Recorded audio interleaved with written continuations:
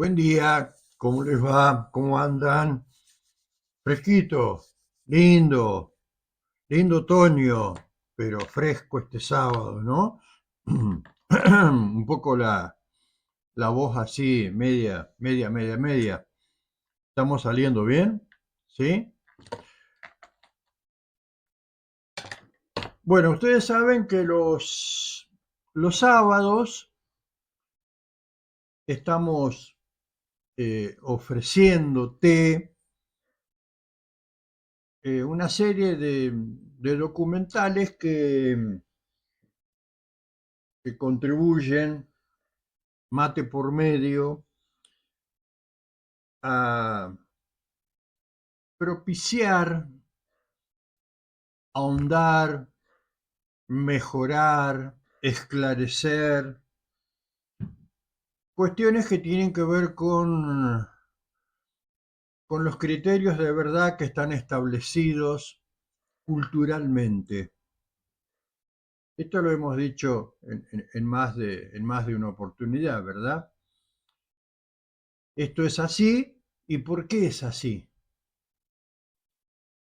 Y uno parte de, al menos yo que soy, no digo fanático, porque no soy fanático de nada, pero admirador y ojalá pudiera saber más sobre la madre de las ciencias, por decir así, que a partir de allí surgieron todas, ¿no? Que es la filosofía, sobre todo la filosofía griega. Y, y a partir, como decía, de la filosofía, bueno, cuestionar, permanentemente cuestionar todas las verdades establecidas, porque en general fueron construidas por el hombre, hombre, no mujer, hombre. Y a partir de allí, decir, bueno, ¿por qué ocurren estas cosas? ¿Por qué somos como somos? ¿Por qué actuamos como actuamos? ¿Por qué estas cosas están de este modo y no de este otro modo? ¿Por qué los papas siempre son hombres? ¿Por qué los rabinos siempre son hombres? ¿Por qué los sacerdotes son siempre hombres? ¿Por qué en general los liderazgos en el mundo son hombres? Bueno, por mencionar un tema. Y mucho tiene que ver precisamente lo que a través de estos documentales eh, cuestionamos estas verdades que fueron implantadas culturalmente. Implantadas culturalmente. De hoy en adelante en Alejandría, solamente la adoración cristiana y judía serán permitida. Sacrificios paganos, símbolos paganos que adoran y los templos paganos que visitan serán prohibidos. Si alguien comete tales actos o tiene el atrevimiento de mirar las estatuas de sus dioses anteriores, serán castigados sin clemencia.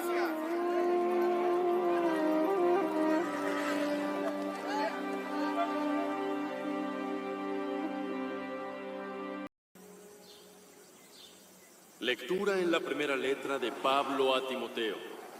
Deseo, por lo tanto, que por todas partes el hombre levante sus manos en oración, sin ira y sin disputa, de tal manera que las mujeres estén vestidas modestamente, con decencia y propiedad, no con el pelo trenzado o con oro, o perlas, o ropas costosas. ¿Por qué está leyendo ese pasaje? No lo sé, alcalde, pero le aseguro que no es el que habíamos acordado. Dejen a una mujer que aprenda con tranquilidad completa sumisión. No se permitirá que una mujer enseñe o tenga autoridad sobre un hombre. Deberá permanecer en silencio.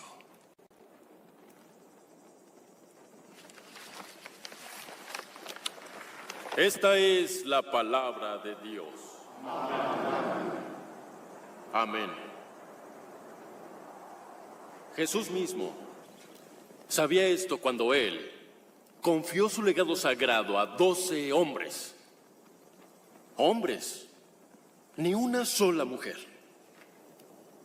Y sin embargo, sé de algunos en Alejandría que admiran e incluso confían en las palabras de una mujer.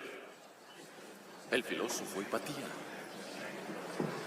Una mujer que declaró en público su ateísmo. Es una bruja.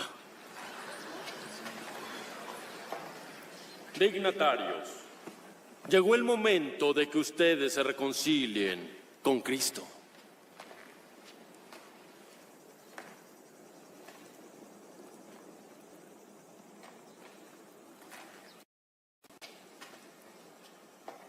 Esta es la palabra de Dios. Inclínense y acepten la verdad.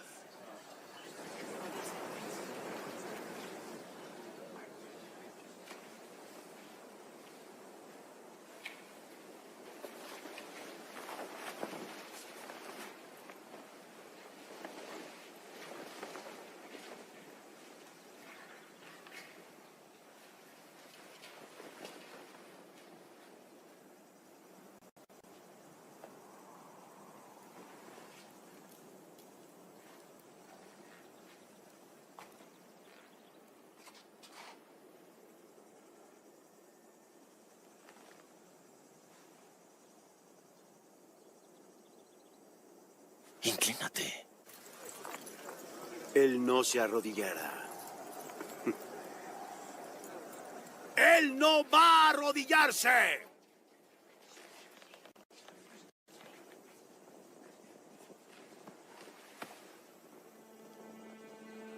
¡No!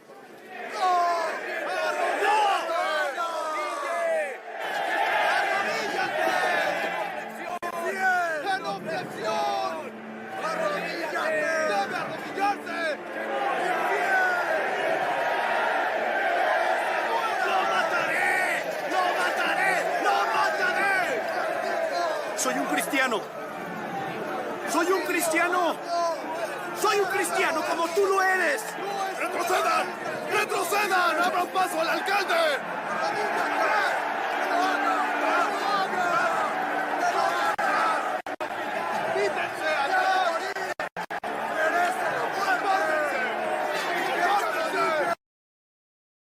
Bueno, en esta escena se notan y se diferencian bien las facciones que te decía yo. Como personaje principal, todo vestido de negro, Cirilo, el que era, digamos, la máxima autoridad religiosa cristiana en Alejandría. El que se niega a hincarse vendría a ser como el intendente, ¿no?, de Alejandría, que había sido discípulo de Hipatia, alumno de Hipatia, y que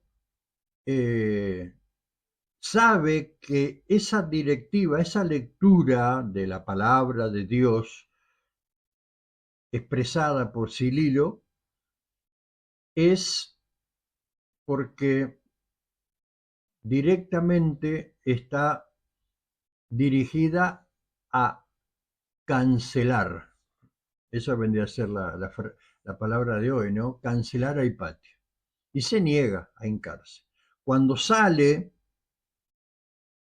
tenés ahí la otra facción, los más fanáticos, que dicen, este no se va a hincar, ¿no? Y él dice, pero yo soy cristiano, porque él era cristiano, ¿sí?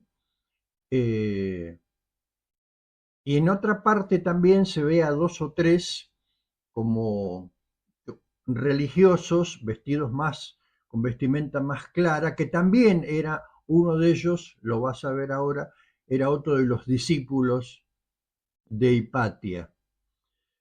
Pero acá está bien clarito, bien definido todo lo que es el patriarcado, la imposición, el dogma y la persecución a la mujer. Algunas eh, eh,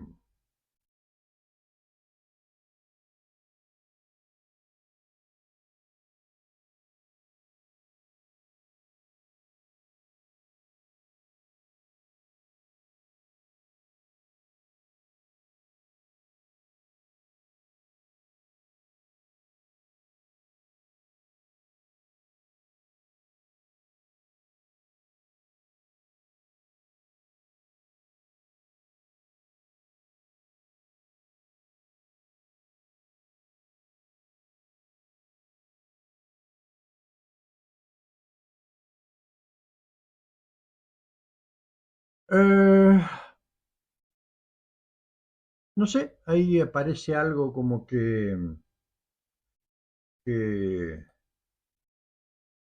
algo prohibido, un streaming estaba viendo ahí que dice la policía o hablar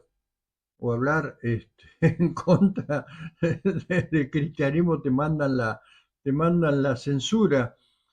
Bueno, la cuestión es que, porque claro, a veces esto del derecho de autor, cómo rompen los ginotos, porque uno está utilizando, eh, digamos, estos fragmentos como documento anexo, ¿sí?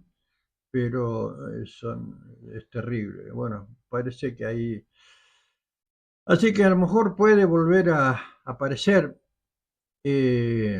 justo cuando ahora te iba a mostrar, te recuerdo que estoy mostrándote fragmentos de la película Ágora, que tiene que ver con la vida resumida, la vida política científica de Hipatia, la gran matemática, astrónoma, ¿sí? El cual, reitero, le hemos puesto el nombre a nuestra modesta radio en honor a ella, ¿sí? Bien, entonces, resumiendo, el primer fragmento de la película Ágora, la prohibición, ¿no? El bando en ese momento, 390, estamos hablando después de Cristo, prohibido no ser cristiano. ¿Sí? Conviven judíos y cristianos, pero prohibido ser cristiano.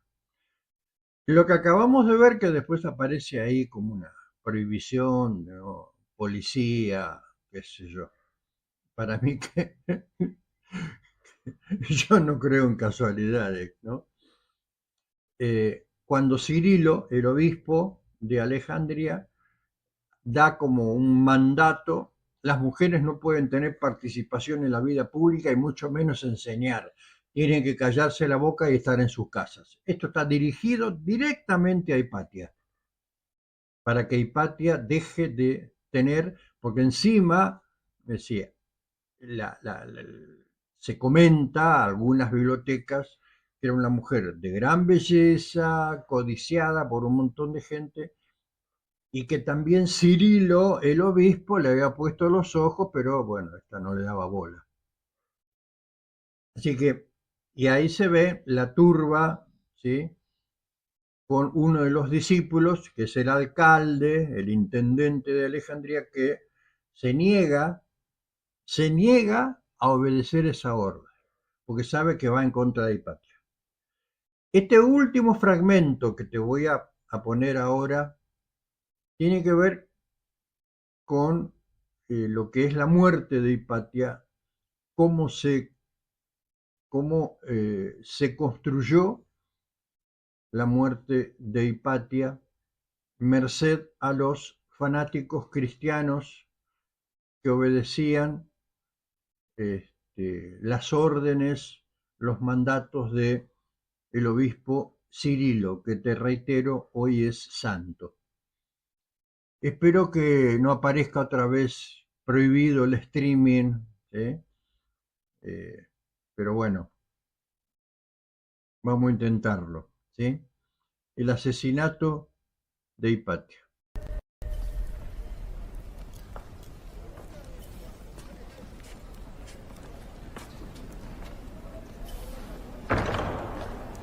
Señora,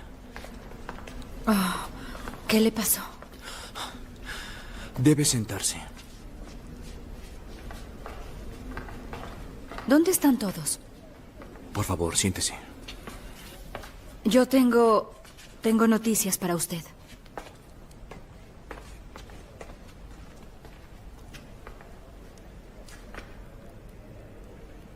Todos los dignatarios, quienes no abracen la fe cristiana, deben ser bautizados. En público.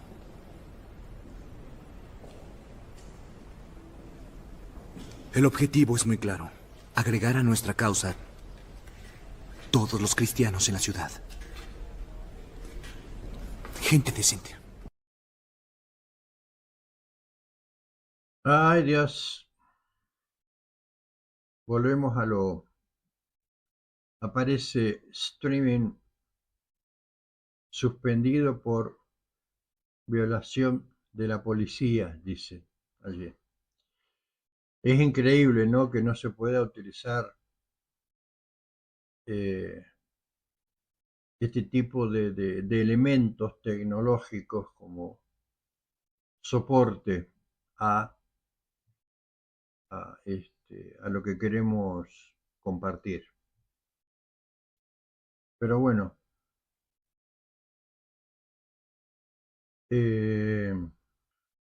ahí volvimos, ¿viste? Censura, increíble. Insisto, yo no creo en casualidades, pero qué cosa, ¿no? Qué cosa extraña. Bueno, la parte final de la película Ágora, que vos la podés ver en YouTube, voy a volver a ponértela en ahí está, ¿sí? La película Ágora está en YouTube, tiene que ver con la actividad científica de Hipatia, su rol de mujer y por qué ordenan matarla, ¿sí? La ordenan matar por ser mujer, por ser atea y por propiciar el pensamiento crítico. Al final, una de las escenas finales, ¿no?, de la película, los discípulos, dos discípulos de ella le dicen, por favor, convertite, ¿viste? Tenés que ser bautizada públicamente para que te dejen.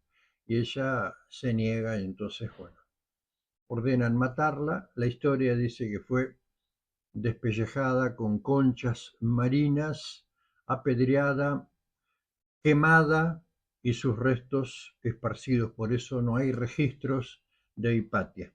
Esta es la película, tenés que buscarla tal cual figura allí el título. Ágora, película, filosofía. Es excelente, excelente. Bueno, vamos a nuestro trabajo propiamente de hoy, que es este documental. Estos son capaces también de prohibir los documentales de la televisión pública, pero viste cómo es, ¿sí? A no ser que la prohibición haya sido porque, bueno, no, mejor, vos sacá las conclusiones que vos quieras.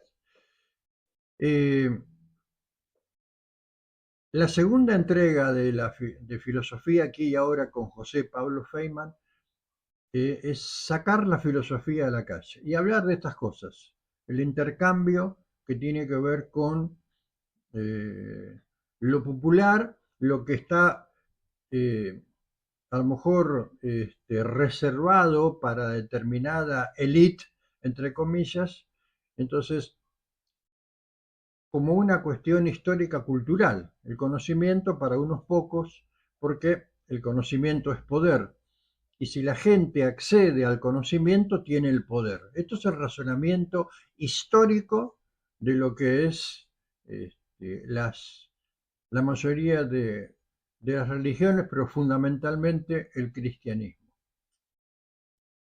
Así que vamos a compartir este segundo capítulo de José Pablo Feynman, Filosofía aquí y ahora. Porque pensar y razonar estimula y sienta bien. ¿Te acordás la propaganda de Ginebrita Llave? Todos los días una copita estimula y sienta bien. Bueno, pensar y razonar hace bien.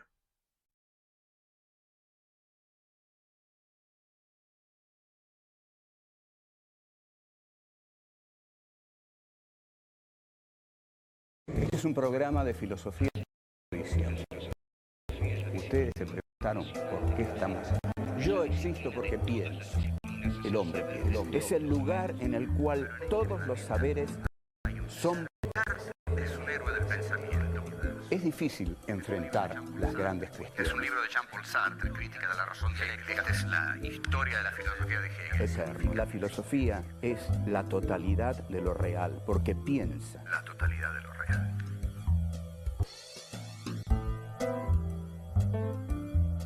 Sacar la filosofía a la calle.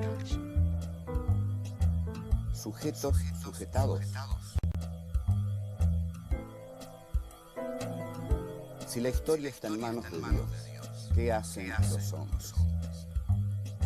¿En qué consiste la ruptura de Descartes con el pensamiento teologal del mundo de hoy? Descartes, un héroe del pensamiento.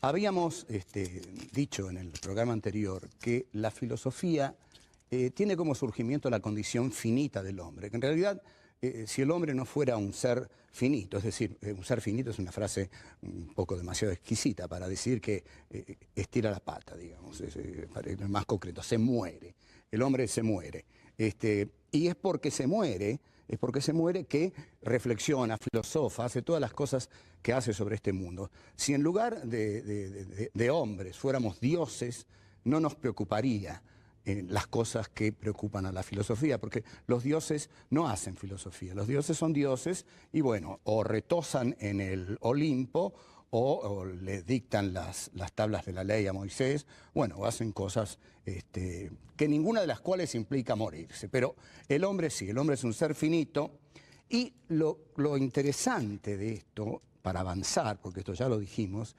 es ¿qué pasaría si fuéramos inmortales? ¿Qué pasaría si no nos muriéramos? Hay un cuento, excelente cuento, porque no todos los cuentos de Borges son buenos, pero este es bueno en serio, que es El Inmortal. El Inmortal trata justamente la historia de alguien que no va a morir jamás. Y se encuentra con Homero una vez, Homero que es inmortal. Entonces narra y dice, me encontré con Homero en las puertas de Tánger. Me despedí de Homero en las puertas de Tánger. Creo que no nos dijimos adiós. Claro, porque dos inmortales no se pueden decir adiós. Dos inmortales, inevitablemente, en el largo de su inacabable vida, se van a volver a encontrar en algún momento. Nosotros decimos adiós, hasta luego, hasta pronto, que te vaya bien en ese viaje, ojalá vuelvas pronto, porque sabemos que cada partida puede tener un no retorno, puede no tener un retorno.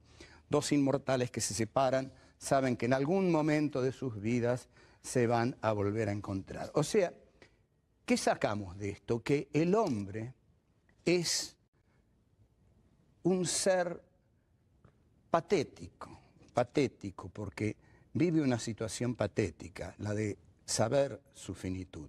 Pero a la vez es un ser precioso, porque cada uno de los instantes de su vida vale infinitamente.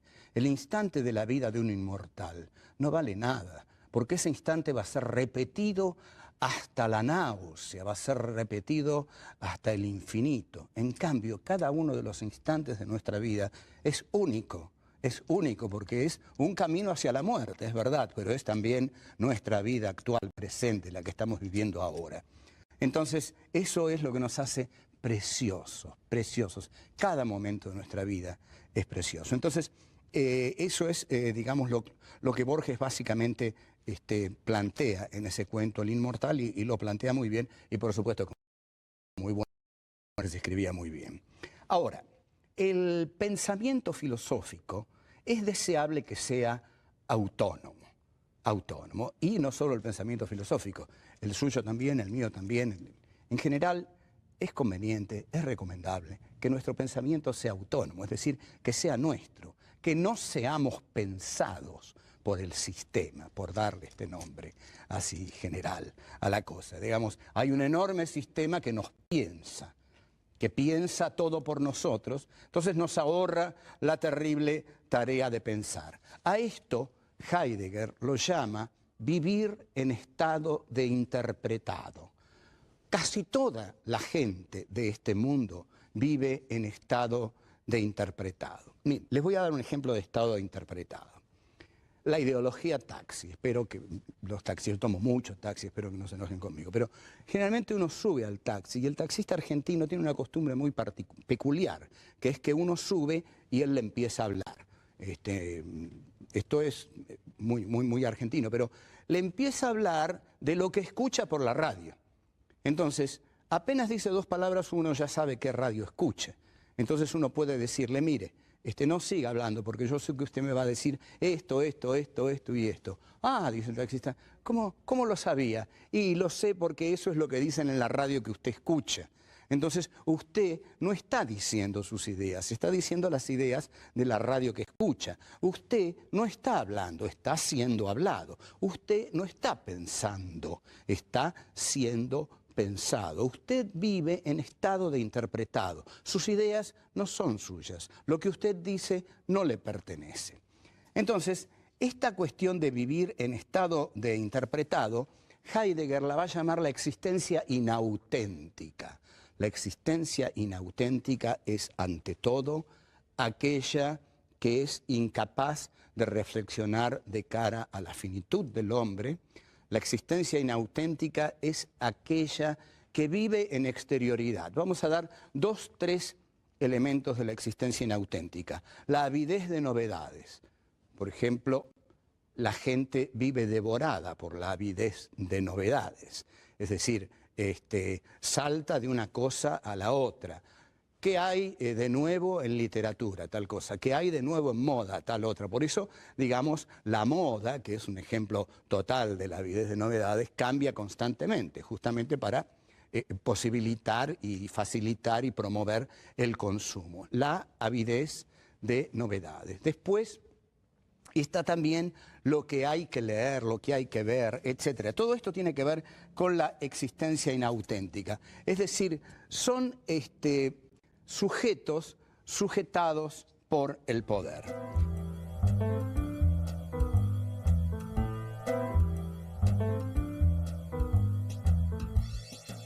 La filosofía tiene como condición de posibilidad dejar de lado a Dios, porque la filosofía es un sistema de formular preguntas y de posibilitar algunas respuestas. Pero fundamentalmente yo diría que la filosofía es el arte de preguntar. En cambio, Dios es el arte o el ser que da todas las respuestas. Durante el medioevo, los hombres no hicieron filosofía porque la verdad les era revelada por Dios. Al serles la verdad revelada por Dios, no buscaban la verdad. Bastaba creer en Dios, bastaba creer en lo que Dios revelaba a través de los textos evangélicos para tener todas las respuestas. En realidad era una situación bastante cómoda. Es decir, la vida era un páramo de lágrimas, pero alguien había venido a sufrir y había redimido todos nuestros pecados y hay una promesa, que es la promesa divina, que vamos a llegar al reino de los cielos y ahí seremos todos eternos y felices. Este relato, por supuesto, paraliza a los seres humanos, porque todo está resuelto. Todo está resuelto. No hay preguntas que hacer porque Dios las responde a todas. No hay orden histórico que transformar porque este decurso histórico no es el importante, sino el que va a venir después, el del reino de los cielos. Entonces, durante 10 o 13 siglos, la historia permaneció detenida. Permaneció detenida porque no son los hombres los que hacen la historia. Cuando los hombres se someten a la veracidad divina, al juicio divino, a la promesa divina, no toman la historia entre sus manos. El que está haciendo la historia es Dios. Es tanto lo que creen en la figura de Dios y de sus representantes terrenos, es decir, la Iglesia, que quedan históricamente paralizados. Si a eso le añadimos el poder terrenal despiadado de la Inquisición, entonces, efectivamente, los hombres trabajan, son labriegos y toda verdad es una verdad revelada por Dios. Y la duda que pueda tener cualquier hombre la tiene que ir a decir en el confesionario. Entonces, en el confesionario surge lo que Michel Foucault llama el poder pastoral. Poderes más despóticos que se han instalado en la tierra. El poder pastoral es el poder de los representantes de la Iglesia en el confesionario. Es decir, ¿qué hace alguien cuando va al confesionario? Le va a decir al cura ante el cual se somete en el confesionario, le va a decir lo que le pasa. Padre, he pecado, o padre, he hecho esto, aquello, ¿verdad? Y el cura lo escucha y domina su subjetividad, la tiene. El otro le entrega la subjetividad al cura y el cura la recibe y le da 2, 3 cosas, Padre Nuestro, y lo manda fuera. Entonces, hay un poder pastoral, dice Foucault, que se realiza a través de la confesión. Luego, va a decir Foucault, va a venir el poder pastoral del Estado, va a ser el Estado moderno el que a través de la ciencia, las prisiones, los manicomios, el psicoanálisis, va a representar ese poder pastoral. Ustedes observan, lo interesante que dice Foucault es que esa confesión que el hombre del medioevo le hacía al cura es muy similar a la confesión que el paciente le hace al psicoanalista hoy en día. De modo que el poder pastoral en el Estado moderno lo tienen las instituciones medicinales, psicoanalíticas, las cárceles, los manicomios, donde se agrupa a la gente.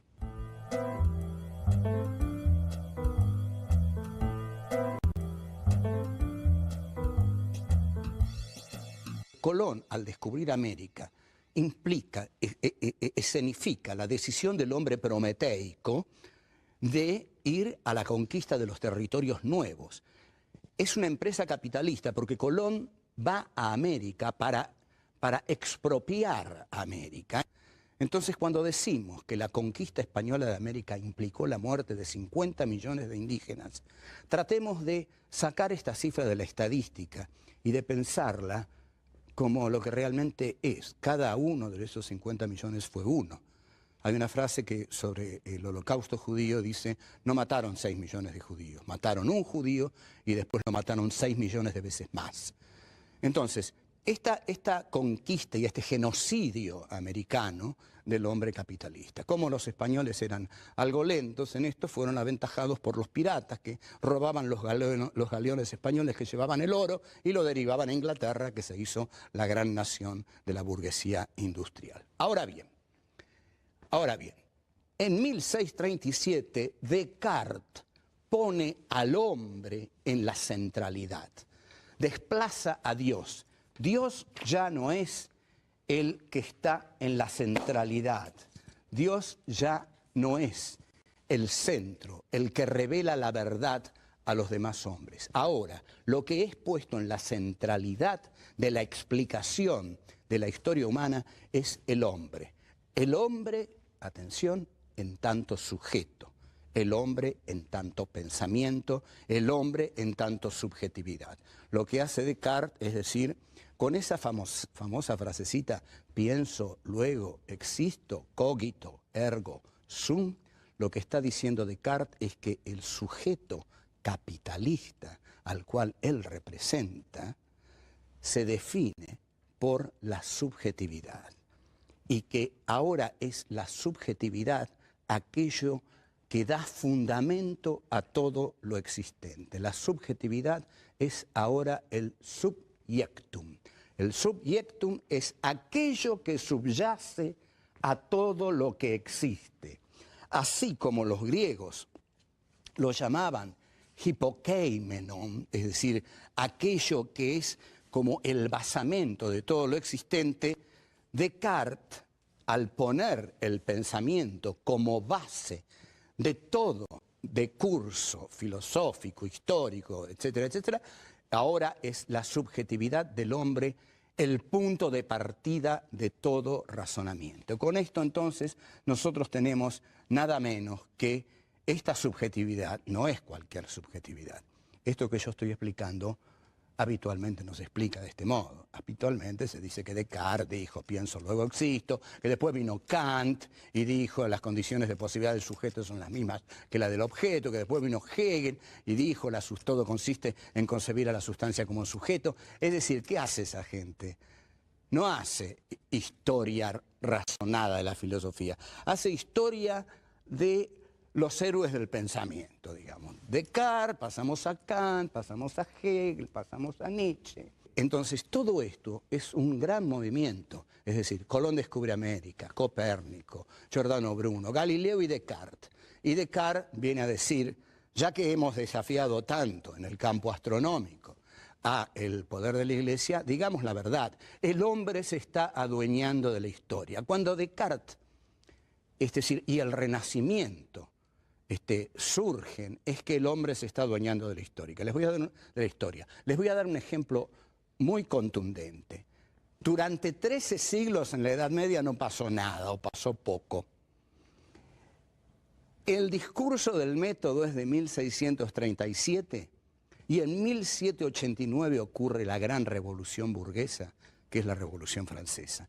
De 1637 a 1789 hay muy poco tiempo. Cuando Descartes escribe el discurso del método, le está cortando la cabeza a Luis XVI, porque ahí es el hombre de la burguesía el que se pone en la centralidad y es el hombre de la burguesía capitalista el que comienza a hacer la historia.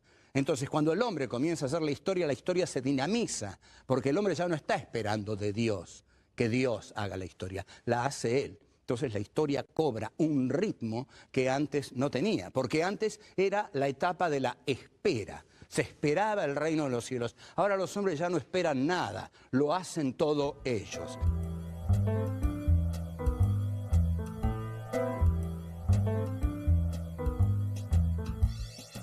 Hegel decía que Descartes era un héroe del pensamiento, y efectivamente lo es.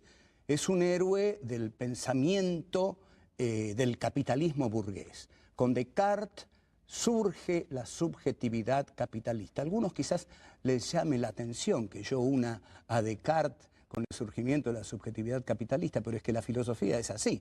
La filosofía ocurre en medio de la historia, y en medio de las relaciones de producción y en medio de las relaciones sociales de producción. Descartes es un señor burgués que decide que la subjetividad de su clase social, la burguesía, es el elemento fundante de toda la realidad. Entonces, Hegel, que también era un filósofo de la burguesía, lo llama héroe del pensamiento porque se ha atrevido a dudar de todo y sobre todo se ha atrevido a dejar a Dios como principio supremo.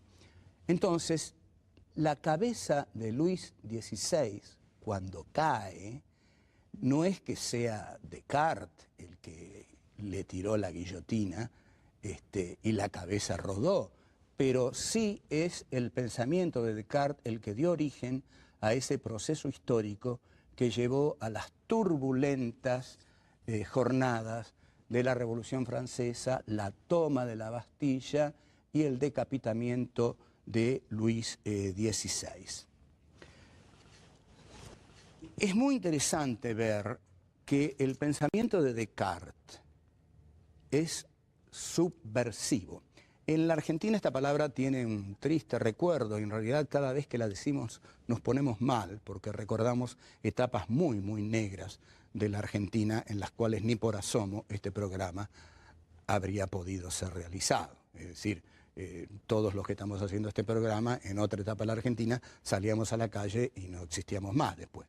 Pero bueno, porque ya nos estaban esperando. Pero Descartes, el pensamiento de Descartes es subversivo porque cuestiona el orden instaurado de la teología medieval, cuestiona el orden de la Iglesia y cuestiona el orden de la Inquisición. Por eso Descartes, que quizás no era demasiado valiente, escribió el discurso del método en Holanda, que era un país liberal donde todavía se podía escribir y pensar, porque en realidad un filósofo para pensar tiene que tener cierta tranquilidad de espíritu, no se puede pensar y estar esperando que a uno lo vengan a buscar para decapitarlo, tirarlo por ahí, ese tipo de cosas, ¿no? El pensamiento exige la libertad del contorno.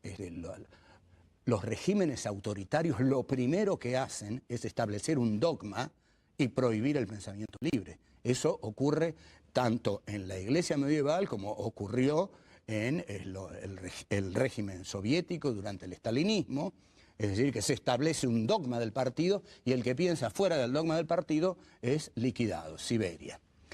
Bueno, entonces, el pensamiento de Descartes es subversivo porque lo subversivo es lo que subvierte, es decir, lo que subvierte es que cambia, lleva a que una cosa se transforme en otra. Y el pensamiento de la burguesía capitalista que expresa Descartes se expresa en la realidad a partir de la praxis de los revolucionarios franceses. Hay cosas notables que influyen en la historia. Una de las cosas que más decidió el ímpetu salvaje de la Revolución Francesa fue el pensamiento, por supuesto, de los ilustrados, el pensamiento de la Ilustración, los que escribieron la enciclopedia, Diderot, d'Alembert, Rousseau, Voltaire, pero hubo una frase de María Antonieta que llenó de indignación y de fuerza revolucionaria a toda la población, al menos a las clases que pasaban hambre. Le preguntaron a esta reina, le informaron a esta reina que el pueblo tenía hambre. Y célebremente, María Antonieta dijo, ¿por qué tiene hambre el pueblo? No tiene pan. Y ella respondió, bueno, que coman pasteles. Y este fue uno de los motivos que dinamitó la Revolución Francesa. Esa frase resultó intolerable para la plebe, y la plebe, a partir de esa injuria, decide rebelarse y la revolución se desata. Como vemos, a veces basta un elemento de irritación para que una situación encuentre el desenlace histórico detrás del cual estaba. O sea, 13 siglos de Edad Media no resuelven nada y la subjetividad del hombre capitalista de la modernidad se arroja en una historicidad desbocada que en poco más de un siglo produce un hecho trascendental como la Revolución Francesa. La revolución al hombre en la centralidad. Es la burguesía capitalista la que se adueña del monarquía, pertenece. Una revolución consiste en poner en el centro de la historia a la clase históricamente más moderna, más revolucionaria. Entonces, la aptitud que va a tener el hombre capitalista es la aptitud de hacer la historia. Como vamos a ver, apasionante nuestro curso, a generar su antagonista, que va a ser el proletariado. Y eso nos lo va a explicar el cabezón barbado, Marx, que vimos ahí. Ahora lo dejamos aquí, yo qué sé, me voy, porque la filosofía tiene que salir a la calle y ensuciarse un poco. Usted vive en estado de interpretar. Sus ideas no son suyas. Lo que usted dice no le pertenece. Qué maravilla, ¿no? Mira que lo he visto y escuchado en tantas oportunidades a Feynman, pero con qué claridad y con qué sencillez te explica las cosas. Cuando eh, instala lo de Heidegger, ¿no? El sujeto pensado, ¿no? El sujeto hablado y cómo, cómo te va abriendo un poco el panorama, el ejemplo con el taxista que sube al taxi y el taxista le cuenta y entonces el tipo dice, sí, ya sé lo que usted me va a decir y cómo sabe, y porque eso lo dijo la radio. Entonces usted es hablado, usted no habla, es hablado. Lo mismo que usted no piensa, es pensado. Que eso es lo que en más de una oportunidad mucha gente comete el error al ser pensada de retransmitir cosas sin chequear si realmente, ¿no? Claro, es mucho más fácil que alguien piense por uno, como dice Feynman. La irrupción de Descartes, allá por el 1600, viene como que a romper esto y dice, bueno, pienso, luego existo, ¿no? Lo pone al sujeto como centro de todo. Sujeto, ¿por qué sujeto? Siempre somos sujetos, tanto de la naturaleza como de la sociedad que se ha construido, de la naturaleza, y estamos sujetos a las inclemencias del tiempo. ¿Podemos salir? No podemos salir, o sea que estamos sujetos. Che, mirá, está cortada la ruta por la nieve, estamos sujetados. ¿Sí? Bien, entonces, y después por la sociedad, la moral, las reglas, las normas para poder convivir. Siempre estamos sujetos. Ahora, el tema, una cosa es ser sujeto y otra cosa es ser sujetados. Una cosa es pensar y otra cosa es ser pensado, como planteaba Heidegger. Vos fíjate que en media hora, ¿no? En estos capítulos que son maravillosos, cómo contribuyen si es que vos querés aprender. Porque también está esto de no todos quieren aprender. Aprender, agarrar, ¿sí? E incorporar. Porque es más cómodo que vivir de un modo así, transcurrir, ¿sí? Como dice la canción, no es lo mismo vivir y honrar la vida, en fin. Esto lo he planteado en varias oportunidades, pero no me voy a cansar de decirlo. Lo importante es decirlo, lo importante es expresarlo.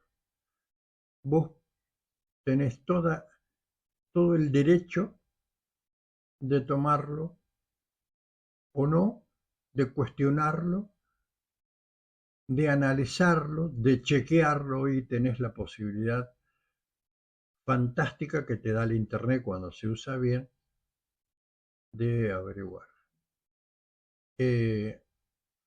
Bueno, habrás visto que hubo algunas interrupciones por la policía de YouTube. ¿Y en qué momento? Cuando intenté